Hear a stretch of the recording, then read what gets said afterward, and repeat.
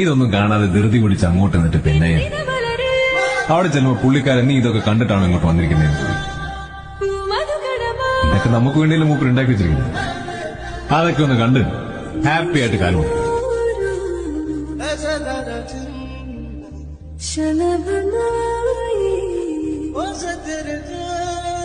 ഞാനുണർന്നു ജീവനാകെ ഗാനമാ